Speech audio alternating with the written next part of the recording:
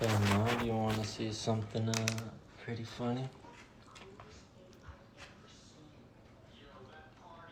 What is that? Is that Aisha? Is this you? If your sisters are living in a sinful way, such as wearing revealing clothes, talking freely with non-related men, what should you do?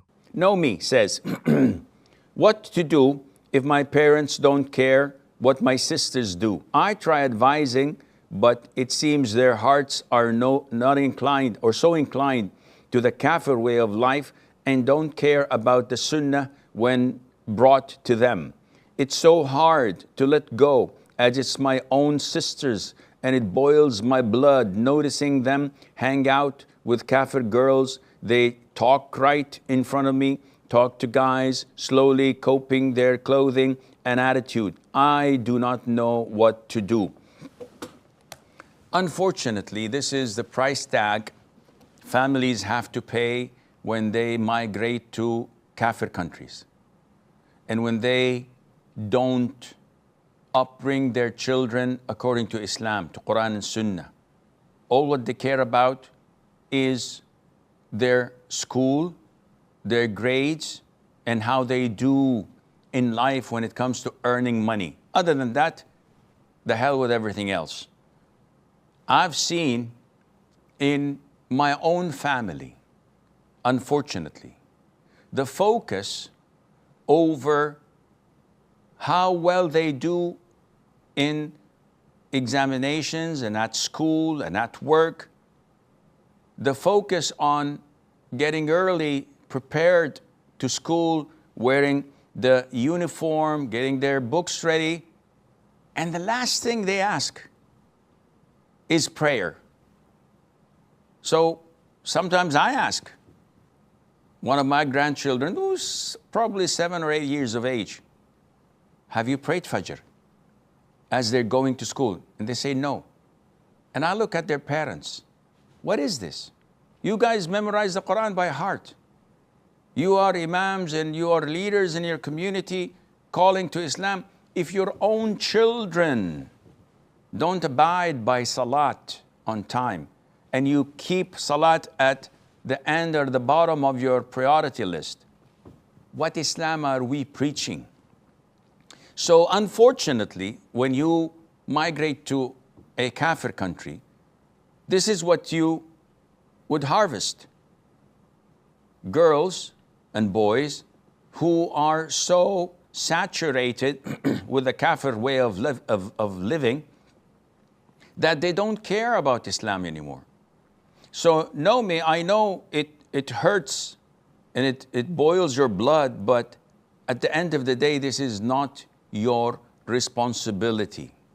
You have no control or authority over your sisters. Whether you're a boy or a girl, you have no control. The control and the responsibility and the accountability is all on your father's head, then on your mother's head.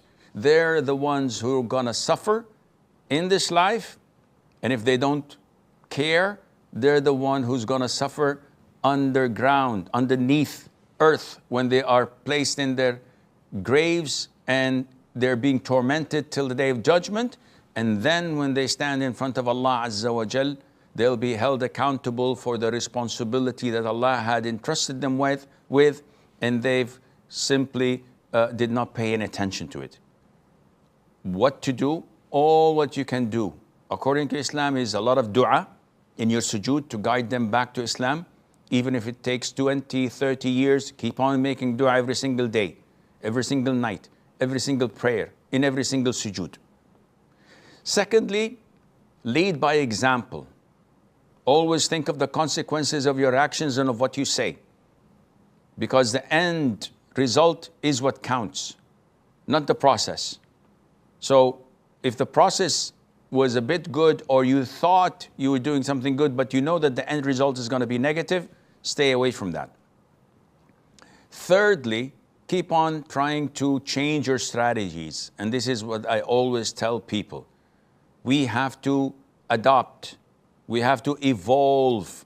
If we've been trying a particular strategy or a way of da'wah for a period of time and no results are apparent, change it.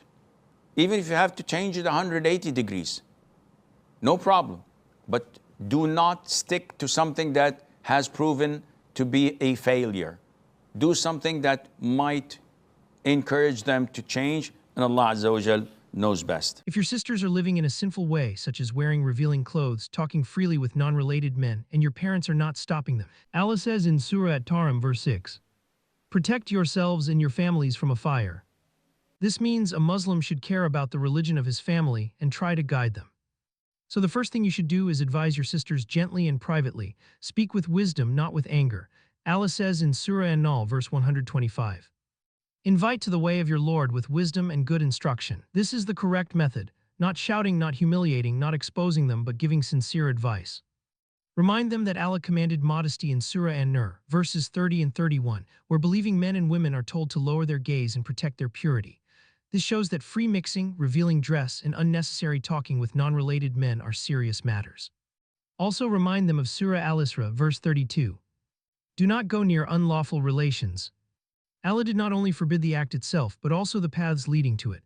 Flirting, private chatting, seeking attention, and dressing without modesty can all become steps in that direction.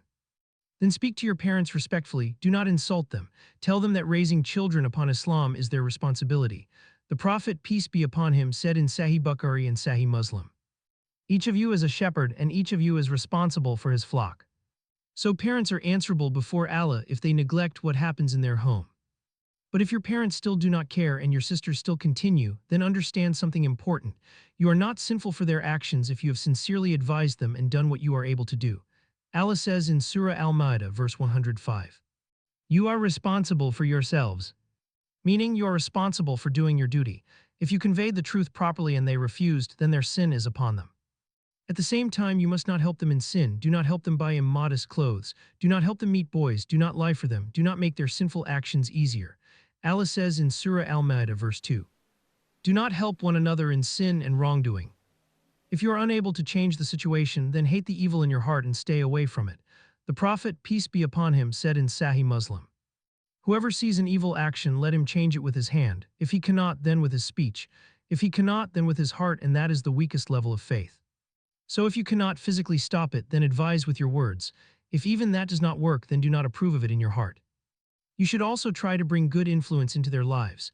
Maybe a practicing female relative, a good teacher, or a trusted family member can reach them better than you can. Sometimes advice is accepted more easily from someone outside the home. And never stop making dua for them. Hearts are in the control of Allah. Guidance does not come because of our force, but because Allah opens the heart.